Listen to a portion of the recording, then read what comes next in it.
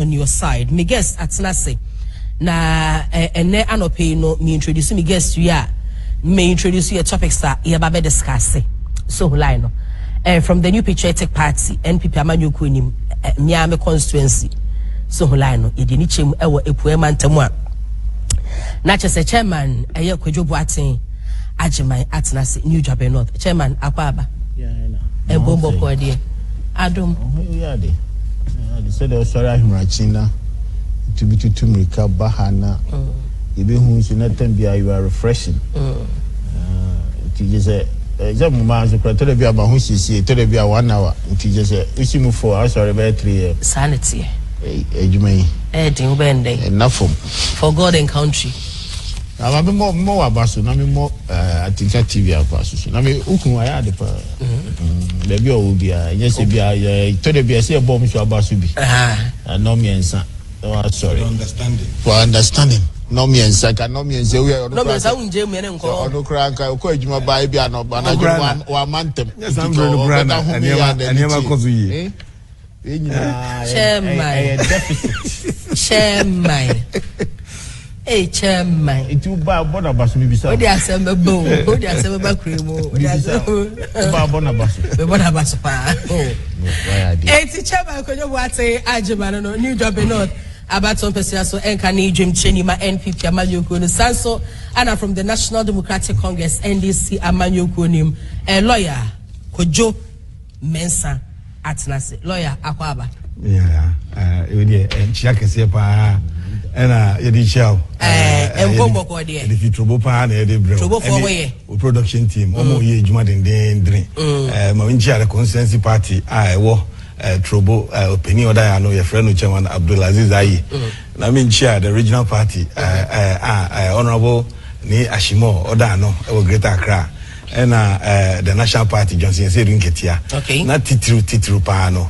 Michia John former President John Dramani Mahama and then the cheetah for Titruno Julius Debra former chief of staff and Odini birthday and Jenana Opokwajiman so and there a special day for ono ye ko adono ewo UPSA area brain team idin chake sie munjina na mi wia se na make na mi chia Ghana for so mo hwe yedase na em de se wa mo yakonya e ba be bobo niema ho na yaka Ghana asem medase o mane de ya de antino ye beka ho asem de bia se ya entino do for wa wo so hwe me na no pe no wada my messages no mani flow e wo Facebook live Atinka TV Ghana Atinka TV Ghana o like page na o share no na o pia comment no egu ho na no pe komotwetwe no ampani da John Dramani Mahama JDM ne ntu abom ne kasem wo de atudwa se wo no se Ghana for to abama no no sabe mampani bi ma sa LICENSURE exams achechefo nipa na call College of Education ewie atre exams a pass ye na yesi I just was so try exams biom ansa na wetimi ayedwuma mani pin no wo se fa so die ni so wo ba obetwem na yebusa se as a professional who be here say obetro a license exam answer ya ma opin wo ticket am wa yedwuma anase achechefo na ye disturb o masum keke ye bedu nkomo e wo fia sanso ana pressure dumso ana dumsi whatever edim bia de bema ni bia no ano ayeden sisi ano amanfo bi kika se mre bia besene ko 2015 mu honom no vigire any demonstrations e ko so no emre enya wiedu se e besa so ahya ase biom na pedifo hu se Ghana fo eni abere efise kwana mo ne nam so no enye kwampa ye giri se ye dru sa empempenso no ai hu be hia for that anasase ye tutumika edodo ye fififu ani ase ya hwe ya kohunu die hu ye bedi hu enkomo ena no pay na osafo mafo said the asset declaration what they atudwa sade na opaque dodo asset blockages bebre hu ye hu eno ane se moso hema me se me woda mienu East Legon me obako otrasaku cantonment me o MENSAH ho me wo businesses be MENSAH pet na me akwakoma ye friend say empenifo eno ano no yembe publish mo bi ehu bi etuem se no kre na make say nya no kre ye bisa se fa so bi wo so ampa is it opaque I was a transparency be ekoso and I say ni kwanse ekoso ebrebe mu a first na akwa okosoro no ma bobi ekokoso e wo baby ye bedi nkomo kakra anatema empakada railway hono no yes suspect na ye la kotum 6 months ya search nipa for obi akapo and some of those no topic back we engineer so nche ye bebo ni till na be bet me akoyi ma me fa sha say free lawyer ho chama be pino na ya bon till oh be pino and then me be allocate time no temp me penda we start at mature time no mama time we start time say ka start we tia you be 2 hours and be as more the money and we must more I mean no boy wa be bomb pisi o kro ma power denta sa ready on guy no oni ko jadu asare adi chema time na bi na ko no odi e so chema and tell the time no and rebate be any straight ma five am your timekeeper ma me watch back me phones me laptop ni nyina time e wo so enti no me chance free lawyer KOJO MENSAH akache mo flag bearer esi wo ba teacher licensure exams wo betwem yes and crofo cast of show man Ghana ha and then wiase nyina so because you are professional I was saying nipa na ko school ewie no was also sure a professional exam I no be man a license intin kenwa na kiye ad na betwem do you think say it's a nuisance and bibisa me that say mama ncha wetie fi obium no krasem ni I think one trait and a characteristic trait now 10 minutes about 8:17 maybe 27 aban obia nim no for eye the American sloganeering. Sloganeering in the sense, Obekaya before 2016, Omo campaign no mono. One of the things somebody babontain say Omo dot teachers, dot teachers to the level where say any policy ba never affected teachers but normally a slogan. Ghana for senior Dr. Baumia. Teachers are suffering, teacher trainees are suffering. Just and only for them to come to power. Now, all the policies, draconian policies, they say, senior, yes, we say, an additional layer of exams. But to teacher for so, go through the rudiments of training. Professional college, and it's NDC government. Now, we put a lot of emphasis on the quality of the teaching and training whilst they are in the school. Now, where it doesn't matter how much they've spent to go through the rudiments of the training, professional college, a professional college, and yet there's ordinary college, but professional college, the profession and the ethics of the profession. Now, video, yeah, because you wanted a way to, first of all, make some money. Because exams and you free exams you bet you are music and then you wanted a way to sift because employment how guarantee then you decided say what is licensure exams beba and and create problems with these licensure exams.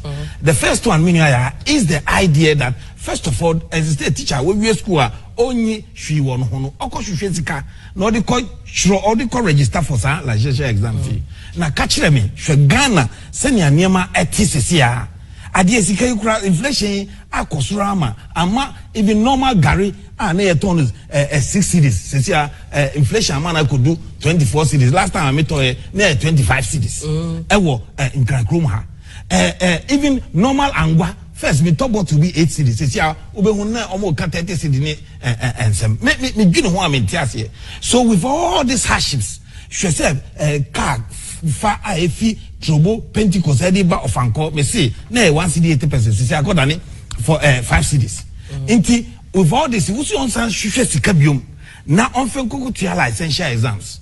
That is the first problem. Finance and then secondly, the second one is that we go through the training among folks in different ways, different methods. Into say our professional college and because it's a continuous assessment to the end, and to go through.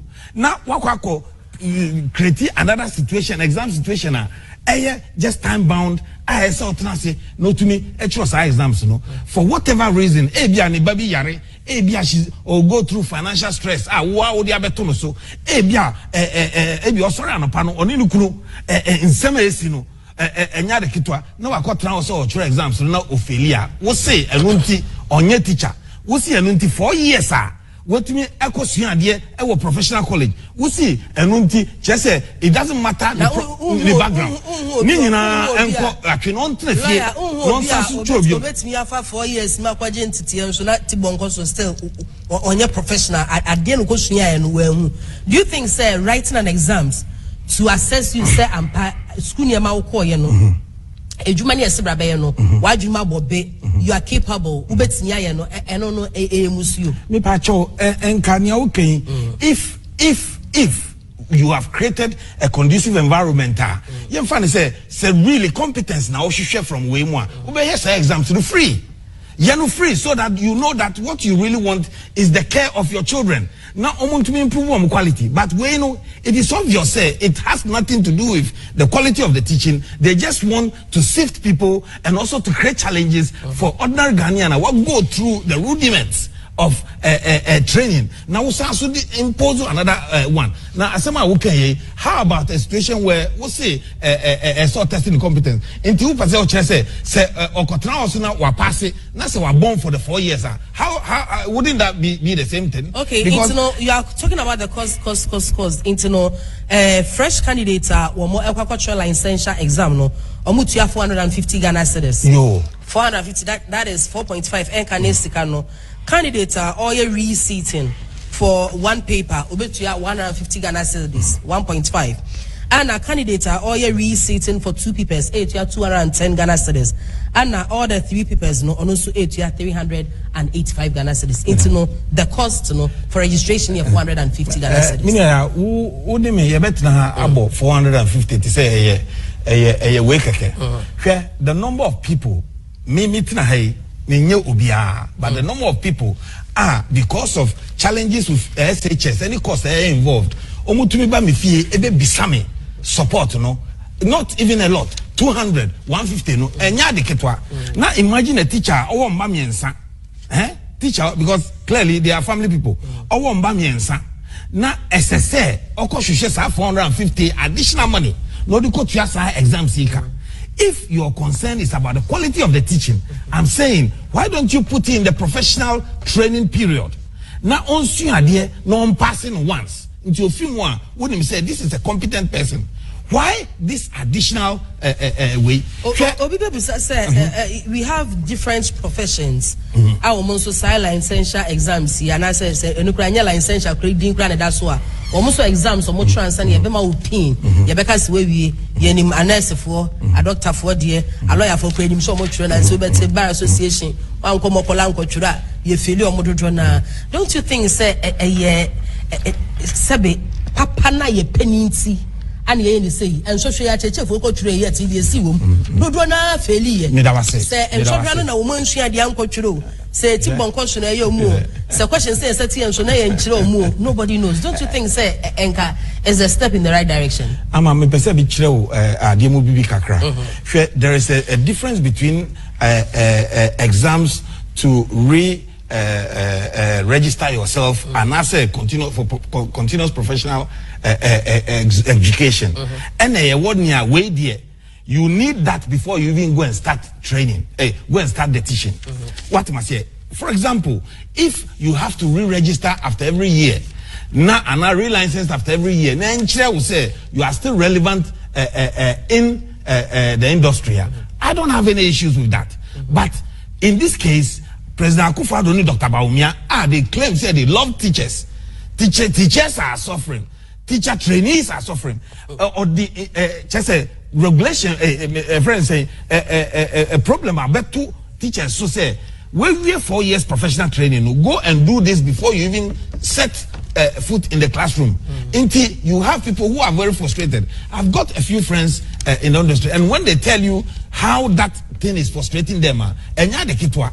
Until Akoba say, "Nature say continually cycle more. Say cultural exams, no cultural exams, no." I'm saying, say when you create such conditions, examination conditions, and you'll be able to function effectively, you are creating a barrier from somebody who has suffered to complete a professional training course to going into the field, and that one a discouraging amount for a bonus. Also, I am essential teachers. and guys omunya training from no they suffer, and that is what I am against. I hate to say nurses so President Akufo-Addo and Dr. Bawumia promise everything. Nurses are suffering in maybe we chile no allowance no, and then they capped the number of people that actually get employed. Last time I check here, you see there were about, from 2021 there are about 750 sort of nurses to me enko ejumemu, because President Akufo-Addo brought a popular slogan nurses as ebe we chile no or capping from betumi akọ school as opposed to NDC na ye de ne de we ya na woko. You see, so what the former president can say, we would rather put the emphasis on the training in the school, in the professional setting. No munya sa qualification, no peer, no when you directly, and that is what every Ghanaian teacher should know. No mwa na President Joma Mambra in December. Na nyamiadum yembra mbe boamu na omo plight no hard. Do you know how much teachers take right now? Teachers almost can do even 2,000. Some of them don't even get to 2,000. They can't basic school teachers and all of that. Or how bad is it? A lawyer, KOJO MENSAH, a national communications team member of the National Democratic Congress and former parliamentary candidate aspirant NDC Trobo Abacho Impesiaso Enono. Menko chairman, KOJO BOATENG AGYEMANG. Chairman. Yes, licensure exams ni betwem. Mo sheda pa na mo izre achechire fo ikom. Mo mpeso mo bekọ classroom akọ de enti. Mo training mo wi o mtitifia. Mo tro nso hwa na mo re, mo tro nso hwa na mo wi. Ana mo nyom no mo kọ chira de no mo so sentiment ko mo ano kakra. Yo, mo mi chia wa fefo nyina bi. Na mi chia obi. E joso. Ehun be hia se so Raja Mahama o pe akonwa di ana mo bo. Nti we e kan the policy ni ho. Ana definitely. Na aya na mi tai bisa say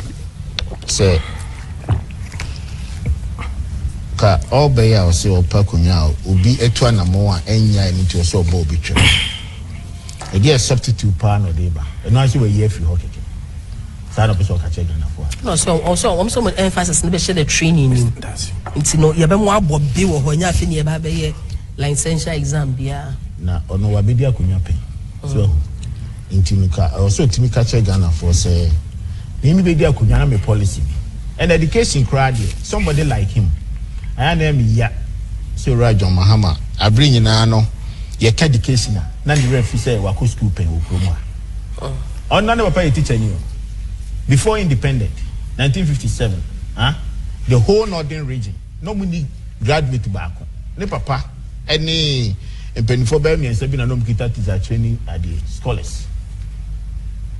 Go and check. And I papa ko oko northern school beboa to no ko ni free. Raja Mahama I bra na oko school na papa ye minister of education. And I'm beboa. Enti nka anya hwekra say experience starting from a fee. Offer the policy in the year 2012 ever 2016 na oye the chief executive of the country the policy of education again. Teacher for no cry now to be proud. Say, where you crown from allowance to crack from the Tom Huako. I titini in our papa bi.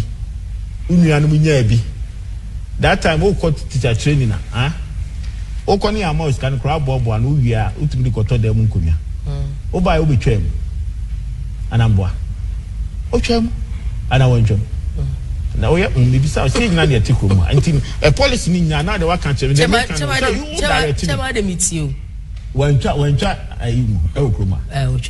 it is a uchemuno or no or the end of the buy quality bang and a teacher for Ninya. Yeah, I bring in a mecase. It's unfortunate. Say NDC decided say Omodi or no bear can before. If you say you want a record to play, and now his record against Ura Bawumia record, and I say run another record. Ura Bawumia Besumbi. That particular record, when they say catch a Ghana. Na say who say abi nyina no say apre ba na yesi epetumia ohima obie ka de ni dekeke na won so de wontimi nka de ye odem ma won sore nko enti no wontimi fa policy bi e man because of the another policy bi e ba pa ye be measure e ye wo na ka odi NDC animu a okay, any problem. Kind of obeki kind of obeki kenyina. Obe crack as obe touch always man kwale we be asing na ke beji wedi. But ono kan ye nyini. Because the track record doesn't show to us say or your leader or can or your. And you see, Jeremy Yanni say a clear indication say the quality of education right on Mahama on Pell Ghana for. Sir, I'm telling you for the fact. I didn't see.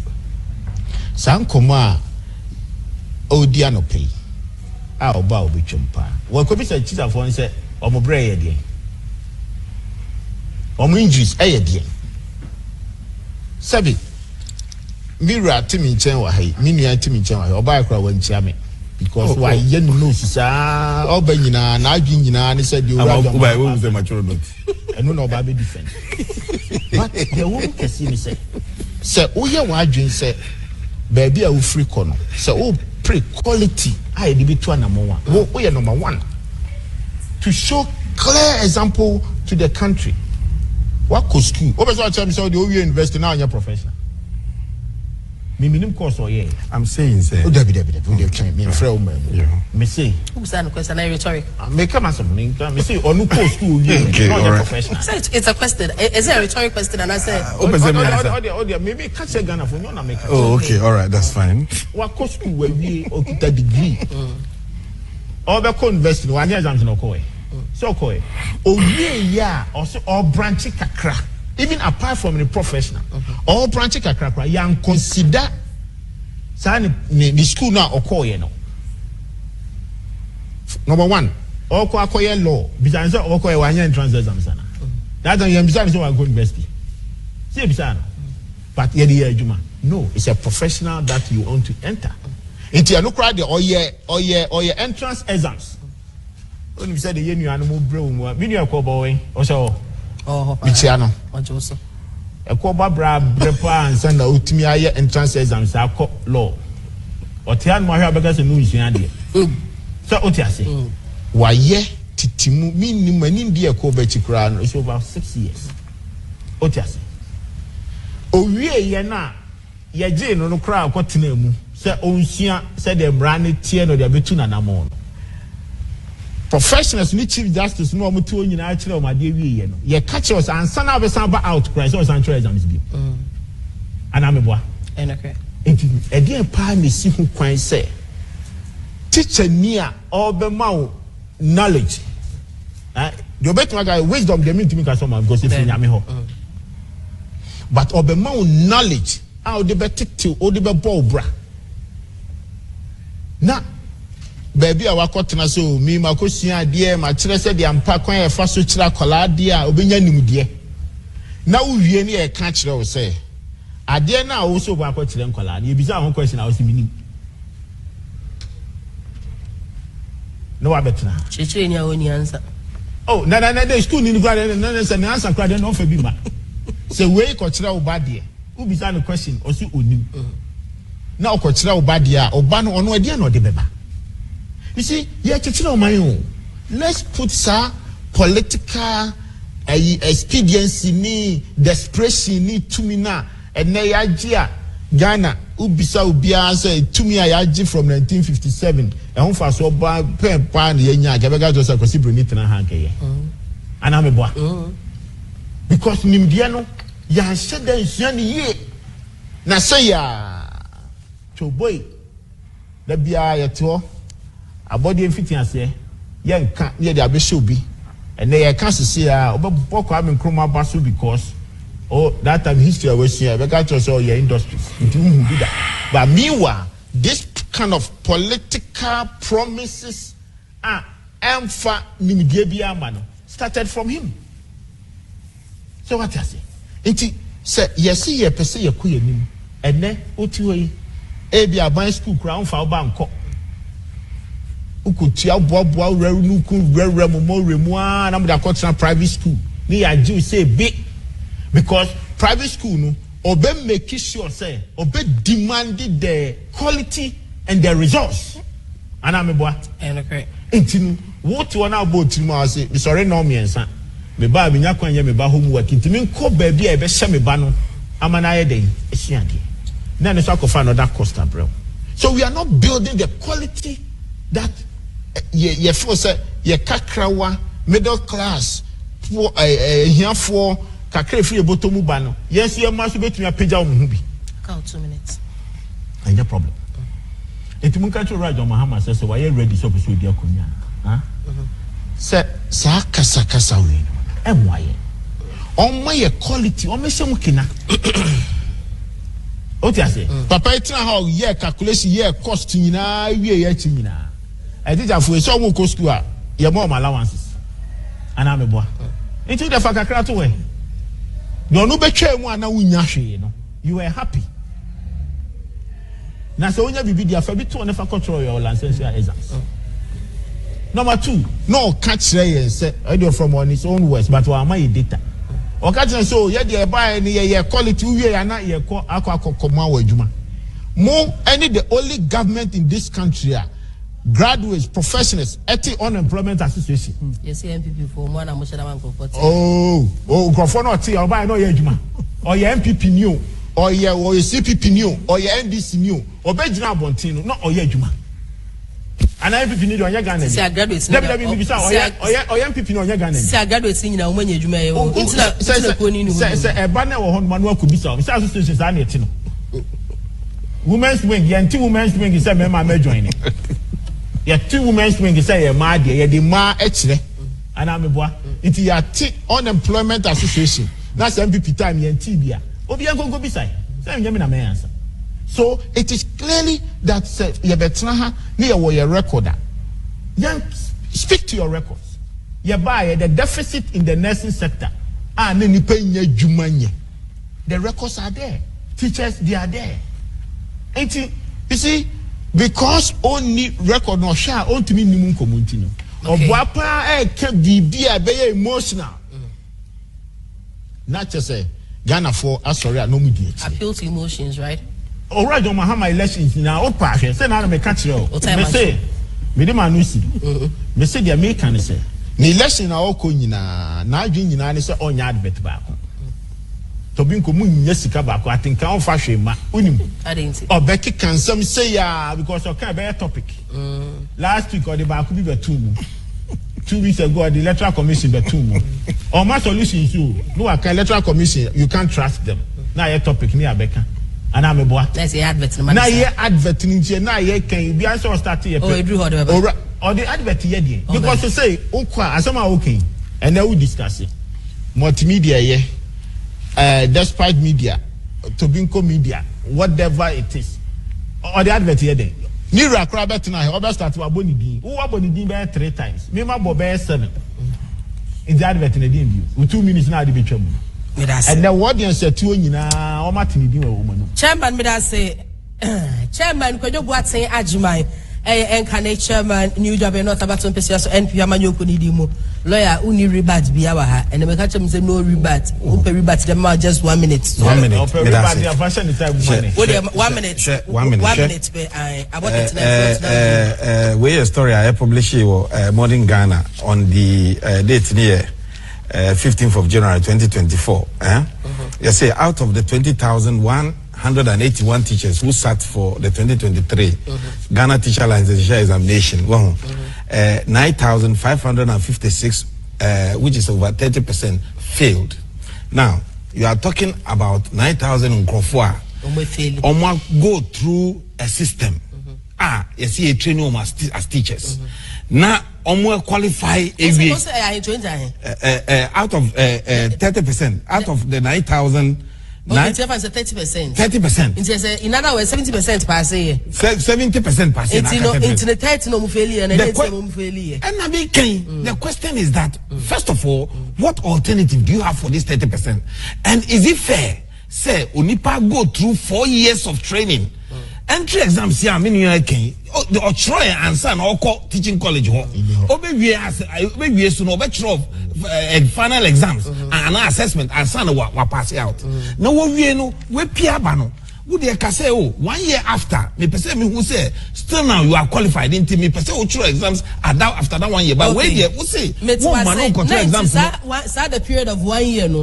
Said you know it's bonko so anu wo feed you ba no with sa enyoma na for 1 year. But it can never be because if you put the quality of the training in the period I was teaching school now, why didn't you know better teaching? Don't you also think, sir, 70% and the failure, and at 80 a pass and a bit me, I can say, the system no name because 70 year pass and I said, no man, this is an improvement. Beginning, no move failing, this is just an improvement. But I'm saying, sir, you have created a system and you don't create solutions to that system to encourage Nkrofo to become professionals.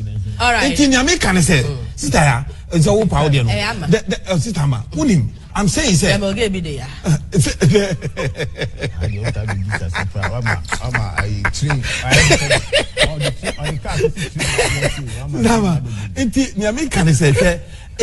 If it was meant to help people improve professionally down the years, no problem. But where the answer no go track classroom no nti nkasa nkrofo yi omo koye den adwuma na ahe na omo je na wo kasa onko hwehwe sika biom no fen kokko chere. That is where our problem lies. Thank you. And that is why John Mama say obekati obekasi sala share exam say you can 1 minute why you two we ankomo awudi you are judging yourself now. I am here say you trying to defend the issues that won't be defended. Assume say 30% I will can any in the olden days ama second one say a row mu nyina do omko you don't say beka train say o mu nyina teacher training college yenya graduates about say that pass out ya di bia ko to high di bia ko to villages ni ade it no ko no hu gota say they are NDC-4 kan hu gota ka say a cow ana meboa. So at the end of the day, that quality now, you won't get it over there. And failure or my failure, and maybe something like Obia Sheda and Obo Obia Bro.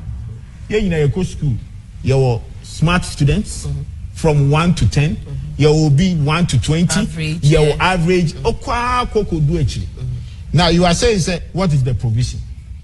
Now I go school, no failing, idea provision, and near the mouth. You repeat and that time, what was your parents?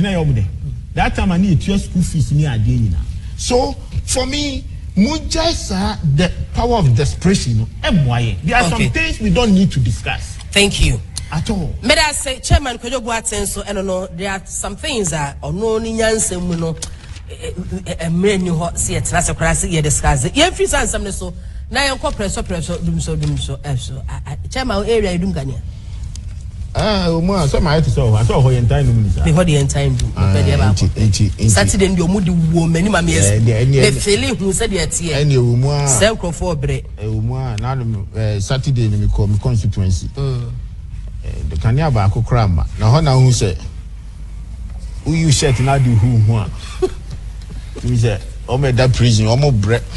Chairman, yes, who be here say, a baby Besnoko said the doom so vigil. Ivonel Semo, Imanimo, any more Kaka, Ejinemu, a man pennyful, any bray, true Hanamono, a brave you say was sir. Yes, I could die. I don't confirm marrying the Kaka Hunina. They said it was already in the pipeline. And I'm a boy. Say, you can only push your mom. It's demonstration over to me. So, to one, I am pursuing penny for more money. Now, I dare not. Ama. Ayo botomu. Anameboa. I'm on 6 minutes 44. Maybe 50. Ayo botom. Anameboa. Utuwe. So kondo so very appointed. Namunas yo botomu nso. Ye dey be gina okonso. Say nkosifi. Entinu when the process is there, demonstration there, they can demonstrate to their pride. I have no problem with that. Ye nyina so dey okoda o shimu ni ade. Yes I no be epe no. Entinu in that instances you make me demonstrate. So what you say?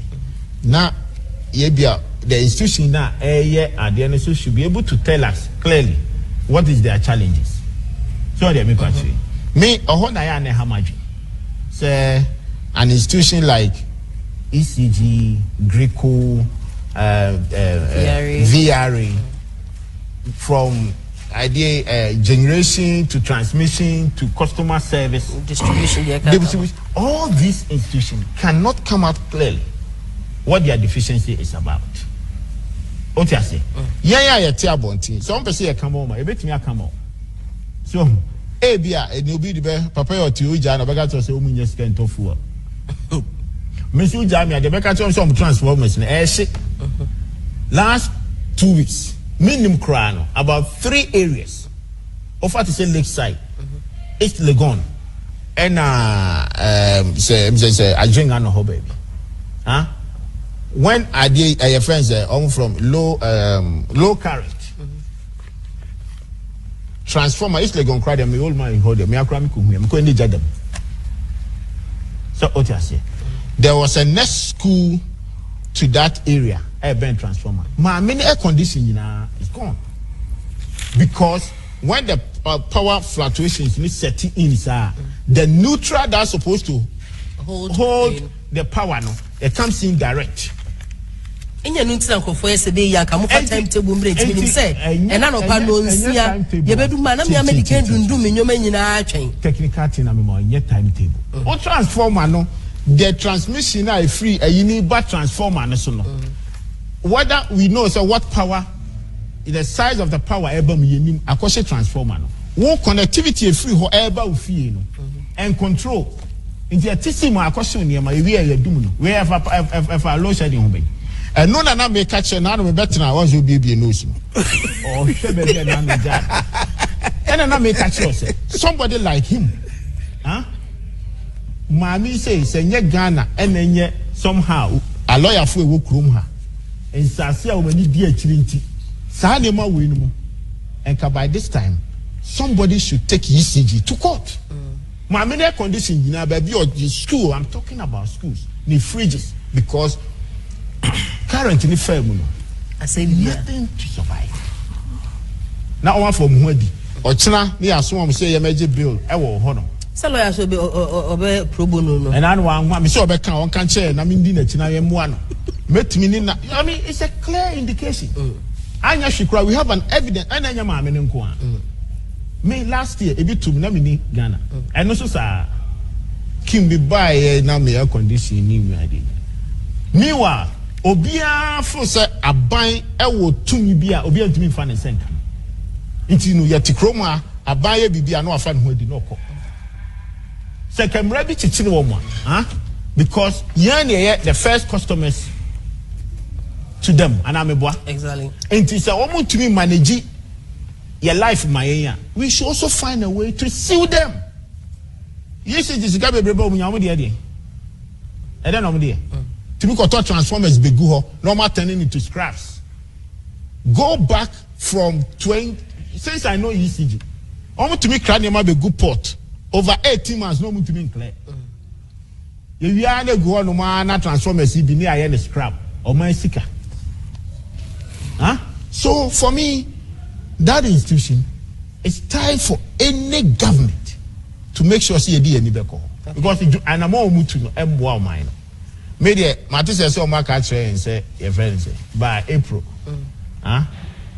Low shedding, we say low shedding, San Alfredo. Low shedding in Ibijay. Me dem who say low shedding. Me say obun can't say one machines now. I transformers now access any be ashes. We want to mean can't say Ghana for no. Udojidi said that is a problem. It's a major problem. Okay. It's a major problem. But you see, say me the question the people are having with the governance and the government and the people say a DNC a coin some abeji to me war or be ya mean to me country. That is it. I didn't because Mudi Bobiechi. Mudi campaign. We come as a motion Jaffa. The realistic there is a problem. There is an issue. Because there was an issue some time back. And I'm actually a campaign you did to Tio Beans. Munim Samube cannot credit anymore. Sana Bemo. Concern you made it. And my confirm my card was in Bababisi. As some Americans going forward, I say, you know, I build the governance and I'm a boy. And if we will be honest to the people, there are certain things, it shouldn't be a slogan for most of the campaigns, especially fuel. You see, anybody thinks that it's beyond the control of the governance. What you say? It's in then about that institution, we hold them responsible. Me that say chairman. Anything I'm saying demonstration, and who here rather no mono. Say, Oma koya demonstration. Omu was sika kakra. Omu boaboa because omu ko ombe to nsuo ni ade. There na yam kakra demonstration mu wi an masa akotena Afrikiko. That is a common name. Odi owia, odi sika ne boaboa no. KOJO MENSAH na tie. Yanko testing expertise. The professional no trial licensure examination yan say ni exam should pass a law no e be boa yan onko chi law ni nyina nko ni nko si UCG na ye ho ton yan kakra me da say chairman KOJO BOATENG AGYEMANG no o si etua onyonko ho a etua diem sa no aka enne de ye se fidie no eyi aboa na ni nsuko ana eja no nso a ni nsuko lawyer ebu de da chi hwan na eja ama lawyer me be ube die the papa na fidie na chi chairman tra ka say demonstration hu hia ti say Ghana for omu hwe yen ti say Ghana for omu hwe yen omu hu pre 2016 era not only President Akufo-Addo Napo our Minister of Energy CC or superintendent over shabby incompetent management of the energy sector no ojinemu a oka say dum so nti wiase mu nyina asai ewo yekrom ha yewe and then NPP for ka say demonstration hu hia hwe u hwe ubutumi hu say nokra se menye NDC for no muka sa de ewe o civil society organization, any individuals they are going through. When it comes to light in Semsema, say through some of the challenges I FMO, then you will not know. A bit more hard, they've got very big plans. Just plans can say the CCO into so do can cry affecting because the generator comes on automatically. Until they wouldn't feel what trouble for FLA.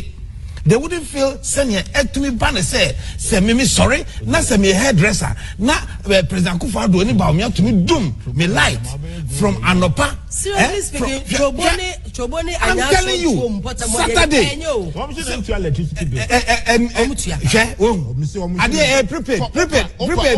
prepared no me mouse ka illegal connection ama me say ama Trobo ama me na me off oh chen over trust who dey me wi achama me wi ana wa ba mu asama ne mo ni ade ama me wi ana wa ba mu people la ko omu prepare ni be what is stopping them from going there me say illegal wo bo 1 meter no ba ko atwe afamu sa ama me na me wo flow lawyer meet you what for 2 minutes so they count they say when you go through this pain where eduani kakra wa brenya I'm telling you the cost of living says here na eduani kakra obenya edi wetumi ayede ahye fridge wo small fridge mu na be ban say President Akufo-Addo Dr. Baumia ombetumi dum light for 24 hours me ken weduani ni be say ochina esese ohwe eduani biom sika biom koto say eduani nedi now because of plant kesenti you don't care about it now can say Ghana for mbre na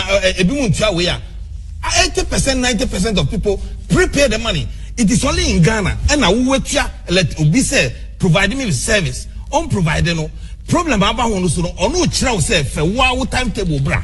I mean I don't even understand it. President Akufo-Addo if ukofa wenim the PSA wo dey kwakoko eni ne kokko ube ho national security a wan hwe ne ya fie kura e be fia say e be kono ube ho the troubles e be ba. That is the kind of environment we live in. Intimidation. Sure, young man also expressing the opinion, bongo ideas. Look at the intimidation idea. No, it is several. And then Anas says here, Anas important to be operative. Even though President Akufo-Addo promised himself obey using the principle, we have a situation where Ghanaians are suffering, and I see people every day. How and and yet the NPP people there because of plants, generator, some of them earn big money. Just say air condition, whether there's light or there's no light. We are suffering as Ghanaians, and that is why I'm saying, we need somebody who solve the problem, like John Dramani Mahama. We have generational issue, or increasing generation to 4,300 megawatts. Yeah, financing issue, or the ESLA by 5 years. Emma, that problem, and no, President Akufo-Addo we've been increasing to about 15 years. And then we have issue of gas. West Africa for gas pipeline you sue over 800 million to build your friends Atobo gas pipeline. Emanka, the problem is solved by December 2015. What has happened now? President Akufo-Addo be increasing. Last time I check here, we say deficit doing so eBay. It's about 600 megawatts. For whatever reason, excess capacity we have a deficit of over 600 megawatts. Apart from that, you see there are 23 billion. There's about 23 billion debt in energy sector. And then onipa buo Ghana for matrobo for buo keke say oh minya odi endeme dum no ochra me dum na me yen kwan na metumi ewu say Tuesday me yen kwan Wednesday me yen kwan wo say me dey me timetable because dum so ni ho. As I speak to you, have they admitted say dum so na ba?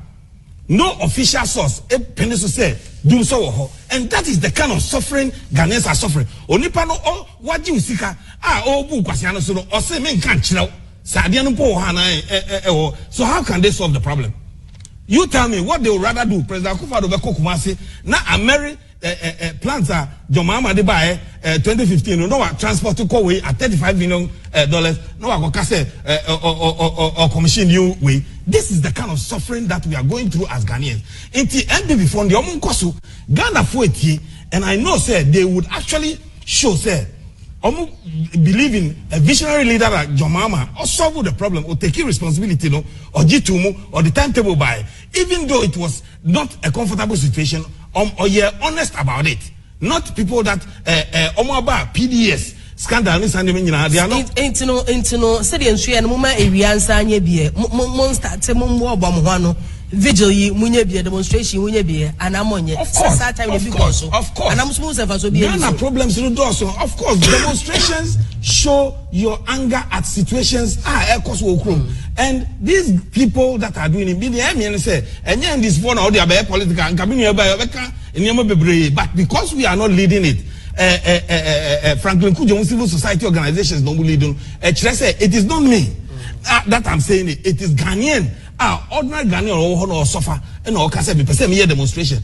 Now we as party in Yamano Dosso we are focusing on in fact, senior economy teacher Pansam, senior teacher Fui President Akufo-Addo anyone doing here, senior nurses over 75,000 of them they don't get to job. Those are the things that we are focusing on. Now say demonstration here say and then we know say Ghana no FDA yeah bread do. And President Akufo-Addo need Dr. Baumia just for the 6 months or more I can power. That is what we are working on. Thank right you. May I say lawyer KOJO MENSAH no parliament next time me time no maybe 58 time so class I go remember time 1 minute kind of because we interjecting inside 1 minute you interjecting no about 1 minute lawyer how say Annette here.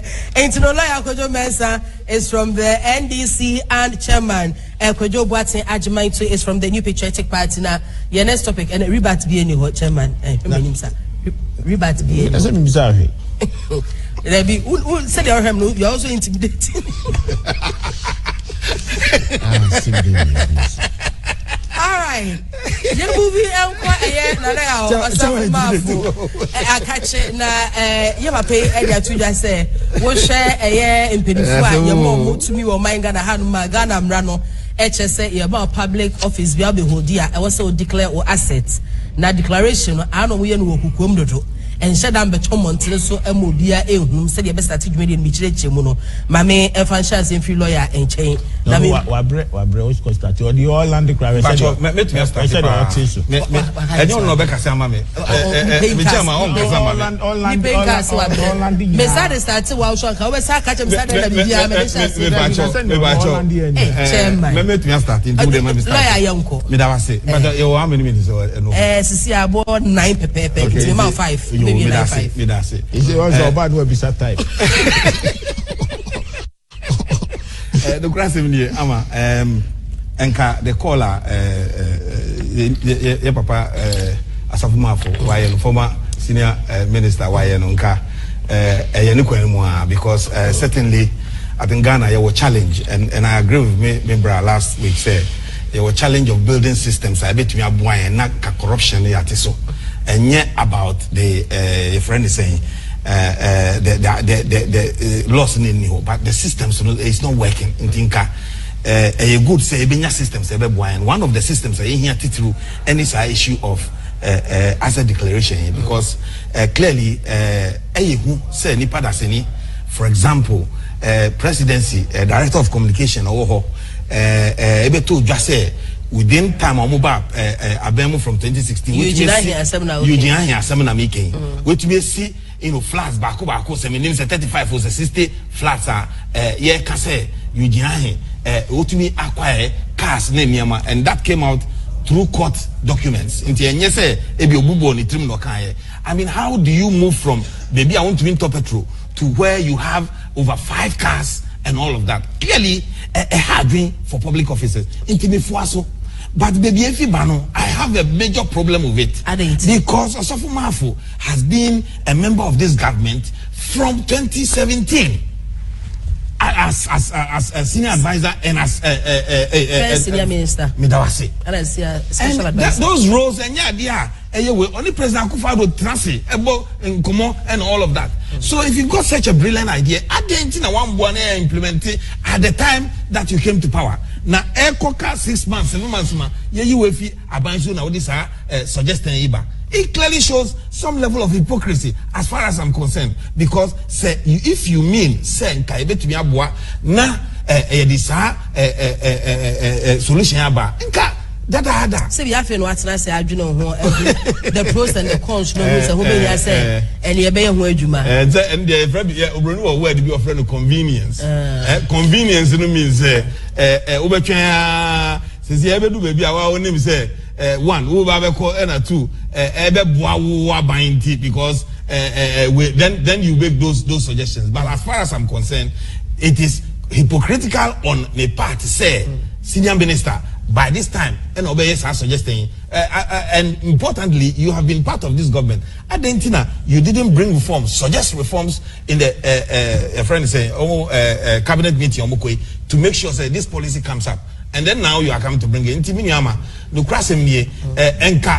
policy proposal is good, but where it's coming from. And then very importantly, there are 2 ways you can see this. One is that asset declaration in Kebebwa na nka auditor general with me and manage if it is done openly. And then 2 nka ebebwa e magana fo who say we through legitimate means and otuminya any assets. What in America I say? Enka say any transparent a lot of the perception of politicians. So people think say even though I'm in opposition, sometimes you'll be surprised that some of the demands are among for you because they think say but I'm saying perception also be way because if I'm coming, you don't know my background. Inheritance.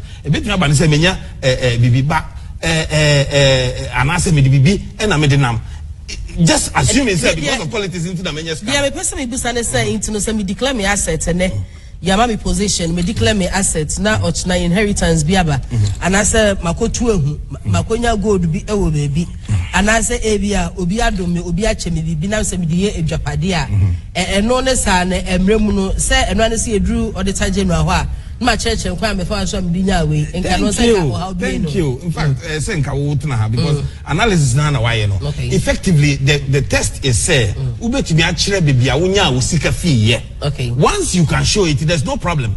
But say Kobani say we a minister you have 16,000 17,000 a month na everybody say ebetumi hu over $1 million way now so for ade no bra untumi nya papers wo say na madam Cecilia da pass me by ya then clearly there is a problem. And I say Eugene now who chire na 25 your friends say 2-3 years down the line I'm over abands no what you see flat block of flats this name yebisawa. Thank you. No, that is where the issue is.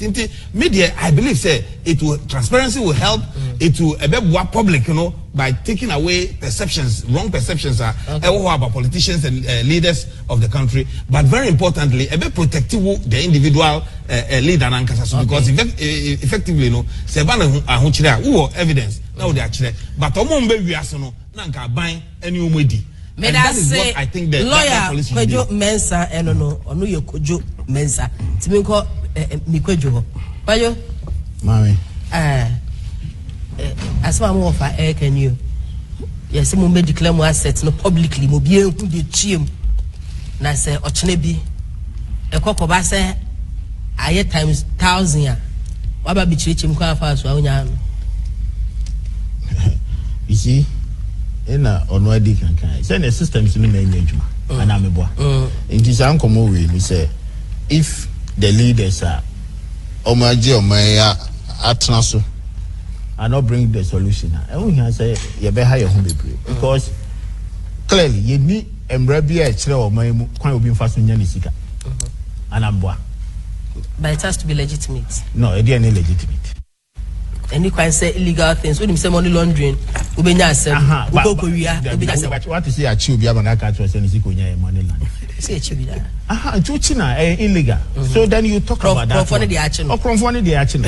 Until you don't come and tell anybody, say, and say, Unimra, or the regulating how your system must operate. You see, this is my major problem. I say that's Soriano Pa. Or come DMP. Near Bina Comedy. Yamia wa domina may be Bidia.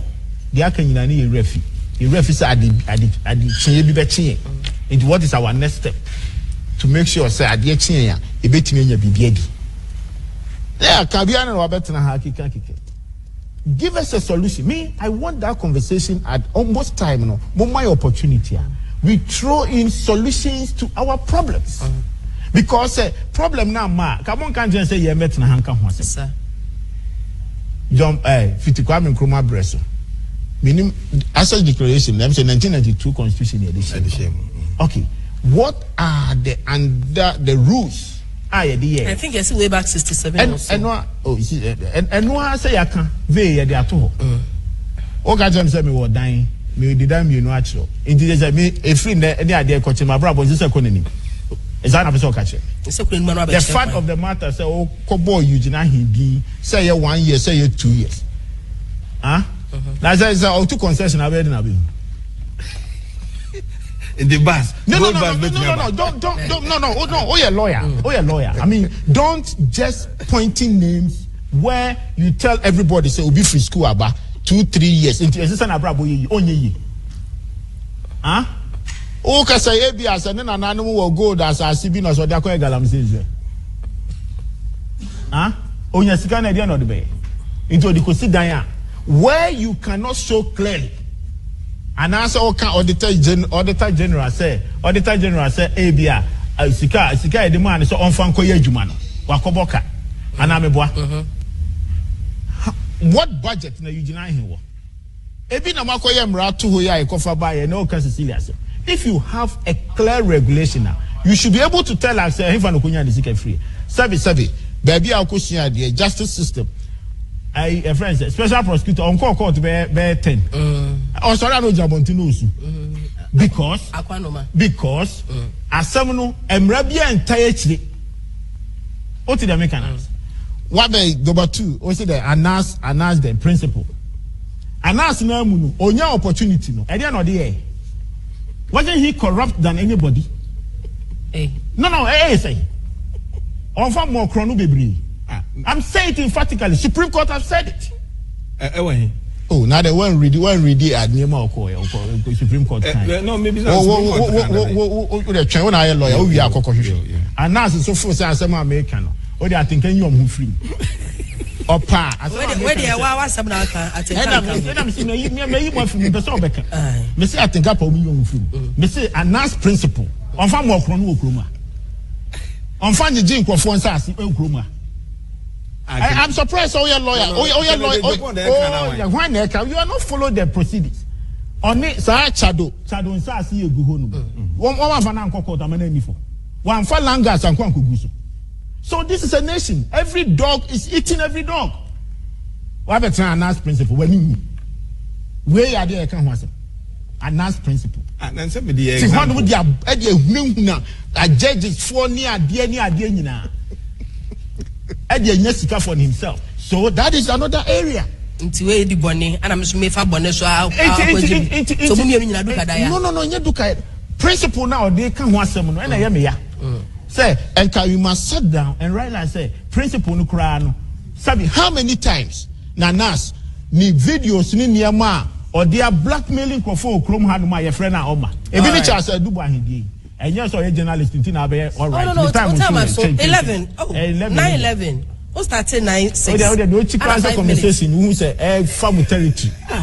The point is very simple. Look at that time. We don't say 5 minutes. I know. 5 minutes. So it's a very simple thing. The system that we are building in the country, from independence time, it's a corrupt system. Huh? One more koyam running we are normally the loophole. Atu. Lawyer, me mean lawyer. I feel we are no catch us as I'm we are here. The coin have a fast who Eddie Johnny. No, I can't be defended. I said declaration I hear come once. Say omo ye, no mo ya, omfo say no na best solve your corruption in the system. Madam, it is here nor there. I dey na da ho no unim. Say omo pese you see anokwe. Just to make sure, say nipa we are all by a day 2 week questions. The budget out of the man.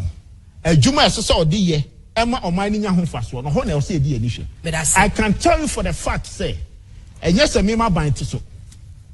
The budget since independent, budget BIO Chrome be about 50% go waste. Thank you, Chairman KOJO BOATENG AGYEMANG on Facebook Live, Ishmael Adams. Was sharing yeda say teacher KOJO or need free tepa and the susu anaba or said the NDC has young and able leaders in the party to take the mantle and they chose ex-president Mahama. Mahama's record is tainted with corruption and 4 years of doom. So greetings to Honorable Eric Nana Agyemang Prempeh, NPP parliamentary candidates for Ahafo Ano North, and Honorable Elvis Osei MENSAH parliamentary candidates for Ahafo Ano Southwest. Hail Selassie Sodia. Maybe Hail Selassie. Okay. All right. Hail Selassie. And your patriotic voices. God, so we should give NPP party more years to lead Ghana because their policies and developmental projects are simply unprecedented under this fourth republic. Long live NPP, long live Ghana. Still Baumia Beba. MENSAH Pilatun Sudienye. I say Kwabena constituency no di free. I say greetings to lawyer Michael Kwe Jr.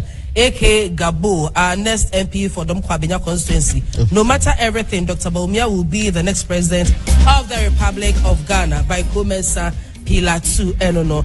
Anna George and so need free Ablekuma West. Your time I show mu nyimi free me kwa no mesremo. George nso edie enie oh George die no ewen. Yankasi upon 9:30. George, I said the Islamic candidate of NPP has been called upon by the Catholic Pope of Italy, signifying that Dr. Baumia is the chosen candidate to win the election in 2024. NDC is done. Soon there will be no electricity crisis as NPP will solve the issues easily. Say NPP will be back for Ghanaians to feel good under Dr. Baumia. Eti George Ablekuma West no. Edino name was Swaima Ama Jemfa lawyer KOJO MENSAH ene afe chairman chairman ana chairman KOJO BOATENG AGYEMANG enkane Jemtrenima New Job North Abaton Pesia so NPP amanyo good yate next week remember time come yeah try one about